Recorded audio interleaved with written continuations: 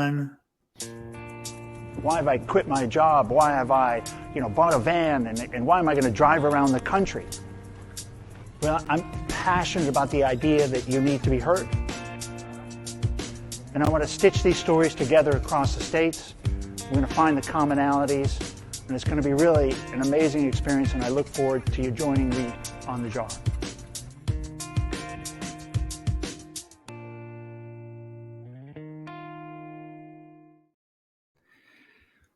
Okay. Hey, everybody. Welcome back to Mental Health Today.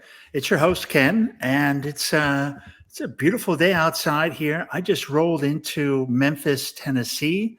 I've got my first interviews tomorrow. I've got 2 interviews tomorrow with the Jar podcast. Should be epic. Had another great one yesterday, and just some running files, loading files up into the internet, charging batteries, driving around the country. And in the meantime, I get to hear some really great stories on the mental health side around this podcast, Mental Health Today, sponsored by the Jar Foundation, helping us really scrape around the corners of the world to find what's going on in different places around mental health. And it's not just about therapists. I think a lot of us have I definitely had a narrow view of what was going on in the mental health space just about 8 weeks ago when I started this podcast. And I've had some great guests on, and I've heard some, amazing things that are happening in the space. And I think Alan, our guest today, Alan Cox, is doing some pretty interesting stuff. And he's also got a cool story that kind of goes with it. So Alan, welcome to the show. Thanks a bunch for spending some time with us. Who are you? What are you doing in this space? What got you here? What's driving you? Yeah, thanks very much for having me on here, Ken. I'm really excited about today's show. I remember once having this conversation with a counsellor. I'd not long, so basically I'd come very close to being killed in the Canterbury earthquakes. I'd had a major breakdown. And I was talking to this counsellor, and I told her my story, and she laughed and said, "I'm surprised you're even here." And that wasn't the earthquake thing. It was just I think there's just been. I had very, very quickly. I had quite an abusive childhood. I was, that led to years of struggle with my mental health. Very low self-esteem and all that. Decades of struggles with depression, multiple suicide attempts, and there was kind of like the first kind of mini aha moment, if you like, for me was I was in a position where I was hopeless. I was just in a dark tunnel, not knowing which way was which, or even if there was a way out. And I watched this program on depression, and it really illuminated things for me and gave me hope. It showed me that look, this stuff that's going on in my head, it's real. It's not like an imaginary problem. Like I think people often think like people that are depressed are, just get up and shake it off, that kind of thing. But there's a lot of physical stuff going on, right? That, my after years of struggle, my hippocampus would have been probably 20%, 30% shrunken, right? And that has an impact. And that's a big impact. So there's all this stuff making me feel the way I was feeling. And it showed me all this stuff was reversible. So for that was my big aha moment, really. And my second aha moment, if you like, was once I got onto this path of actively working on my mental well-being, this monumental shift happened in my life where my relationships improved, my creativity improved. There was just so many benefits, and that was like that was my second aha moment, thinking, oh my God, I've been missing out on so much, right? Yes. Yeah. And Yes. and then my third kind of big aha moment, which has really led me on to where I am today, was when I was looking at the data around mental health. Practically all of the conversation is around poor mental health, Mm. and I'm not dismissing that at all. People that have struggles with mental health is serious, but the much bigger problem is the people that I put in the just okay bucket. That's 60 to 70% of the whole population. Definitely a Yeah, majority. yeah. That Just barely okay. Yeah, and they're not. If they was to go to a doctor, they wouldn't get classified as mentally unwell. Yeah. They would say, "Oh, you're a bit stressed, you're a bit burnt out, Hmm. or you need to take a bit of time out, or whatever." But anyway, that was, I guess, the third Hmm. realization was, "Oh my God!" Like, just imagine what the world could be, what society could be if everyone Ah. was Mm. that bit better, Yeah. and yeah, what I'm doing now, I have an impact. So it's a company, but it's an impact venture called EverYellow, and we've created a mental fitness app. So we're kind of trying to destigmatize it, so it's Hmm. working on your mental fitness, um, and it's getting incredible results. There's a massive problem in the mental well-being space. The mental well-being app space, in that there's literally hundreds of apps, but there's actually very little evidence that any of them actually help in any meaningful way. Um, Hmm. the retention rate on these apps is diabolically low. Oh, I'm sure it's shocking. Oh, it's shocking. Like, Yeah. even the, like, I won't mention names, but even the best performing apps, the ones that you would have heard of, like your meditation apps and what have you, only 3.6% of people are still using those apps after 14 days, right? So you've 14 days. literally got a situation where there are billions of people in the world, to a certain degree, struggling with their mental well-being, yet they're not being served by the apps that are out there for them. That's why we Yeah. decided to solve So it's that like problem. it's like And Yeah. how do you do that? How do you get part of people's mind share, where they think about it and they're going to use the app? How does that work? How do we get them aware of the app, or how does the app Yeah, work? once you've got them as a client, how do you get that mind share? How do you get that change of behavior? Oh, right. Okay. So to answer that, let me just step back a moment, Yeah. right? Is Okay. that when we looked at, we was curious, obviously. I mean, I come from a design and, user research background. So I was really curious, why aren't these apps Yeah. working? Yeah. Because What's happening?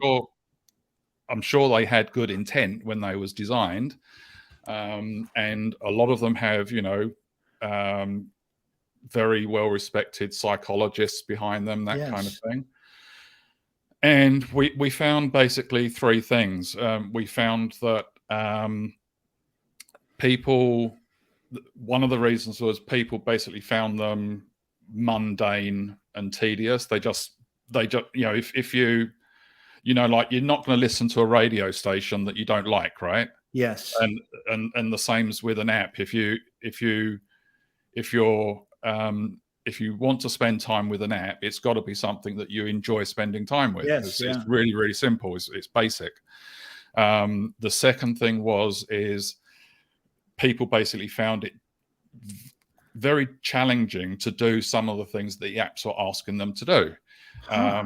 So, like, even something what sounds like simple, like meditation, about 70% of people would never do that. Like, they don't have the time, the space. It makes them feel awkward, whatever, right? Yes. Yeah. Yeah. And the third one was, and it's probably a combination of those two first things together. The third thing is that people would try these apps for a week, 2 weeks, and literally feel no difference, so they'd give up. And I actually went back to part of my recovery when I had not long had a major mental breakdown. I could only function awake for a couple of hours at a time. I couldn't walk very far. My speech was slurred, and I had not long seen this program about depression that I told you about. Good God. So I was really intrigued to start learning, but I couldn't even read anything without not having remembered the thing that I just read. That's where my mind was. So I turned to YouTube, right? And I started just consuming content on YouTube. And then I made these playlists of motivational content, educational content. It was the easiest way for me to consume the content. And I would just listen to this when I was awake, and even when I went to sleep. Like my wife would go off to work at like 8:30 or whatever it was. I would then go off to bed again, right? And I would put my headphones on, go to sleep, and within a few weeks, I felt a shift had happened, and I just felt different. And to cut a long story short, wind forward like 5 years, because it took me about that time to work out what worked on me there, right? And I took this hypothesis to this top psychologist who she actually heads up a department at the World Health Organization, so she's like top rank, right? And I said, look, I think the way this worked on me is, first of all, it was personalized to me because obviously I'd picked the things that were right for me. Yep. I think it was there was repetition theory. Like I was given an education that I never got at school. Like we don't learn about matters of the mind or you got a good positive. None of that. So I said, like, I think I was getting an education. I think there was repetition theory. I think there was personalization. I think there was psychoacoustics, is when you blend messaging with music and sound. It basically helps the messaging. Absolutely. Sound is better. Healing. Sound is good. And so I said, look, that's how I think it worked on me. My hypothesis is to create an app that demands nothing of you. We get to learn about you by asking you some questions. You then download to your app your personalized set of content, like narrations, and and we'll basically generate these tailored experiences that blend messaging, like education, knowledge, motivation, guidance with music and sound, and we'll make it a really enjoyable experience. You can even change the music to be how you want the music to be, like if you want classical or you want whatever. What do you think? And I was kind of expecting to be shot down, and she said, no, look, I love it, and I want to help you bring it to life. So it's wow. It's been a struggle. Like it's taken us about 3 years to get to where we are now. And we got to a point late last year where we were doing rounds of validation, like research, and we would recruit people on the basis of, one, their mental well-being had to be like within a range of like 3 to 6 kind of thing. They were motivated to like improve their mental well-being. And they weren't currently using any other apps or interventions. So once we got those people in, we got them to use the app for a month. But even within 1 week, 78% of people improved at least marginally over all 10 measures of well-being. So that's improved sleep, motivation, positivity, optimism, energy, so, but what was actually really exciting is even within 1 week, around 40 to 50% of people had a moderate to significant improvement in things like self-worth and motivation, things like that. Of course. So yeah, it's getting great results. I think our we're just delighted. Like, it's helping thousands of people. We have a, as an impact organization, we believe that money should never be a barrier to well-being. So we have a free version of the app that is comprehensive and always available. And it's not like one of these BS free trial things where you get cut off after 7 days. And by the way, all of that validation research was done on the free version of the app. And we have a premium version of the app that basically helps to pay our bills and the ongoing development. So I guess my general pitch, if you like, is, look, regardless, just download the app. You've got nothing to lose. Just give it a go. And you can use it for free. If you are one of those people that can afford to pay some money, please do so, because you're helping to keep the ship rolling forward. Yeah, to help pay for people who can't. Yeah. Very cool. And how, on distribution wise, what are your ideas so far on getting it out to people? Is it going to go through? I think workplace seems like a platform people do. Retail seems hard. What are your thoughts on getting the message out, and where do you think the greatest bang can happen for you? I mean, not financially, but I mean the motivation part of saving, getting this in as many people's hands. Yeah. So look, to be honest, I'm still learning on the job, right? My skills are more in that what's called the business to consumer side. So like basically selling direct, and we would be so you get it through the apps. It's available through both the app stores, right? Both app stores, and that's basically our primary kind of focus, if you like.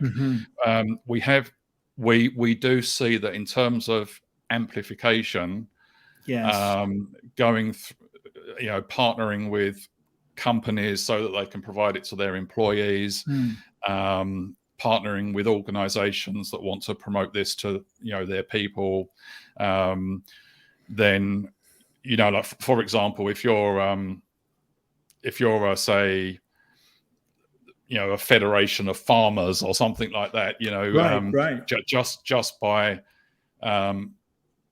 offering this to your people, you can make a big impact on your sector of the industry, that kind of thing. So, but I don't really have those connections. I'm quite reliant on basically like what has been happening is some like I call them new paradigm leaders, right? My observation is that you've got leaders that are old paradigm. They just keep on spending money on things that just aren't working. Like burnout is at an all-time high, yet they're still doing workshops and all these things that have virtually no impact whatsoever, right? Exactly right. Yeah. And that's why do they do that? Well, that's the old paradigm. That's the way it's always been done, right? Yes. But you've got new paradigm leaders. There's one particular one just recently where one of these people, one of these leaders come across our app, they used it for a while. They reached out and said, hey, look, you've got something fantastic here. It's working on me. I'd like to introduce you to our wellbeing team.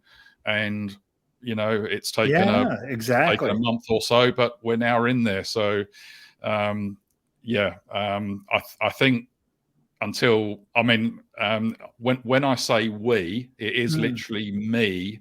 It's literally me and my family of contributors, right? I basically have a team of people that I outsource all my work to. Okay. So I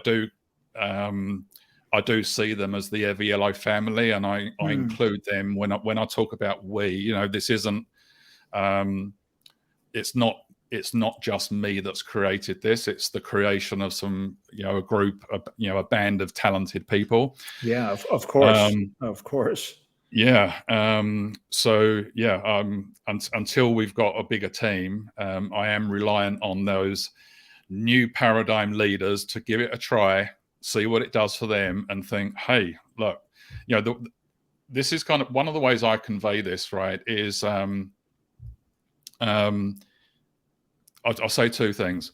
If you as a farmer, right, and you had a crop, and that crop is your you know, the yield from that crop is what will feed your bank account, right? Yes. If you see that there's something wrong with that crop, you will nurture it to the nth degree, right?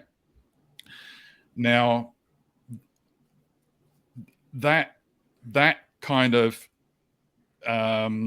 sad crop is basically the workforce that most of us are, most companies have, right? And if you think of it in terms of, like, say, a V8 engine, right? Their company is running like a V8 engine, only firing on 4 or 5 cylinders, right? Oh yeah. You know, but because it's not visible, right? It's you know, so that's why these new paradigm thinkers, the leaders, need to think, you know, basically say, crikey, if that has done that for me, if I'm showing up to work as a better version of myself, if I'm sleeping better, if I'm having better relationships at home and I'm not worrying about it at work, if I'm able to perform better and be more creative, if I'm able to solve problems easier, you know, just imagine what that can have for our company. You know, it's really, really simple. You know, the math on it. I've seen some of the data on the math on this, and it's something like a 4x for employers. And I wouldn't doubt it's bigger than that. Yeah, if you one of the best metrics that I've seen that kind of really kind of emphasizes the potential impact of doing the right things in terms of mental well-being and proactive mental fitness of your people is just around burnout, right? Okay. So forget about everything else. Forget about people that have anxiety. You know, I don't mean forget about them. I'm just saying, for the purpose of this discussion, just burnout, right? Yeah. That is impacting a minimum of 50 to 70% of your people at any one time, right?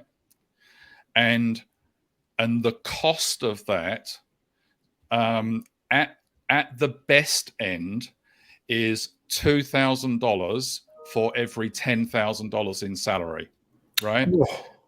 Oh, yeah. And at the other end, it's more like 4,000. It's just horrendous, and it's quite sad, really, because it's easily fixable. You know, I talk to I was talking to quite a big engineering company recently with something like 50,000 people around the world, and I was talking to the head of well-being, and I almost couldn't believe what I was hearing. It was like, you know, we think it's really for the individual. We don't really like paying for well-being apps or initiatives because we really think it's the individual's responsibility to take ownership. And to a degree, I agree with that. Like it's always an individual's responsibility to take ownership of themselves. Yes, For sure. For sure. But that's a little bit like saying, we think that people should bring their own tea and coffee to work. You don't think twice about providing a coffee machine and all that, do you? So it's in any investment that you make in helping people proactively improve their well-being will return in spades. It's been proven time and time again. Yeah. That's a super horrific statement. I mean, that person should be, that's so shocking. I mean, one is from a human standpoint, knowing you have a problem, seeing the data and then saying, yeah, well, it's still up to them. We know the numbers are going to crap, but it's their fault. They should do it themselves. Yeah. I mean, and then, whoa, but even materialistically, if you offer this, and even if you make a deal and it's $1 per employee per month, you're going to get back hundreds of thousands of dollars a month in less mistakes, especially engineering firm, less mistakes, less repetition, less errors. Holy cow. Happier people. Anyway, absolutely. I mean, I actually have an idea, Alan, of doing a show with HR people and around mental health, because I really do think that the way to impact this more quickly is through work, and and through a little bit more aggressive campaigns at work. And I think it's the biggest benefit is through work. I think the government's the least efficient. The government doesn't get anything out of it. It's just another kind of bloated program. They're not good administering. But companies like what you're doing, and I'm sure there's other ones that are good, it's getting that into people's hands, and that can come through the employer, and the employer is benefiting financially directly. Yeah. And it's morally the right thing to do. Yeah. Yeah. And my view is, again, I don't want to put everyone in the same bucket kind of thing, but sure, I do find that many of the people in these like well-being / HR roles,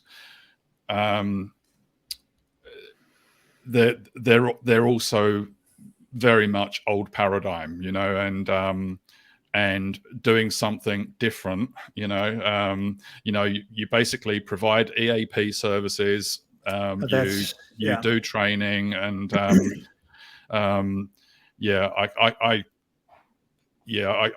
kind of feel like the people to really get through to is the directors and the leadership team, because they're like as an example, if it were my company, I would be saying to every single department head in my company, I want you to be measuring well-being in your department at least monthly, and these are your targets, right? Wow. So whoa, that's a change. Yeah, give them a KPI. Yes. Right. Give them a KPI where, as a company, and this is where I say it's got to come down from the top down. If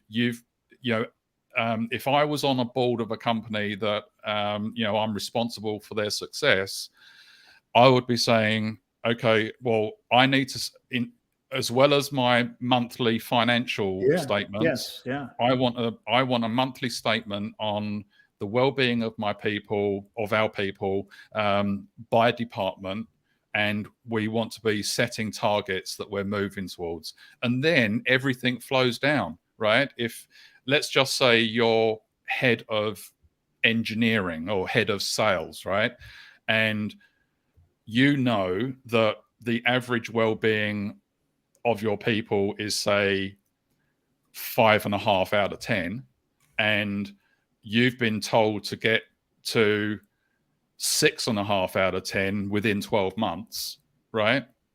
Then you're going to be doing some things towards that, right? You're going to be interested in leading that component of your team instead of just putting pressure on people, so that would be my advice, is somehow get through to the leaders. I love that idea. That KPIs are always somehow, like, as much as we always hate them, and they're such a wicked tool set, that they do work. Exactly right. They do work. What we used to have an old saying in the insurance business: what gets measured gets done. I'm sure it's every business. Yeah. But if you put it on there and you got a measurement, someone's going to do something to move the needle. Yeah. That comes back to like the tools that companies are already using, right? So these workshops that we're doing, I love that. Can you show me how effective they have been? We spent $100,000 on these in the last month. Can you show me where they moved the needle? Mm-hmm. To me, it just sounds which needle? I mean, it's a team building. Oh, with the team building needle. We track that daily. Yeah, maybe. How about some closing thoughts? This has been a fantastic conversation, and I know a lot more about what you're doing, and I love the idea that it's frictionless, right? It's it's really frictionless. The paradigm of the new leaders and everything, the way to get it through. I'm interested to follow the journey. So how about some closing thoughts, Alan? Tell us what and remind people how they can get involved and find your stuff or find you, etc. Yeah. I'm on LinkedIn. Come and find me there. I'm an open book. Happy to reach out and talk to anybody. I guess right now it's anyone that can think they can help with getting the message out or getting it into their organization. Reach out and let's have a conversation. That would be awesome. I love it. Alan, thanks for being part of the little beehive here, creating another little piece of info for people to go back to, etc. This show will be live as soon as we hang up. I'll see you on the other side of this. And then also this show will be out on your traditional podcast channels in about 10 days. Thanks again, Alan. And thanks everybody very much. Thank you. Yeah, loose, baby. We're about to go and make this vessel with these great professionals in public glass. We're not part of the community, but we're from the outer family of glass blowing. Yeah, we're gonna go make a magical giant jar with optic lenses so that if you turn it, it changes all the time. So if you change the way you look at things, the things you look at change. Eye to eye with a man.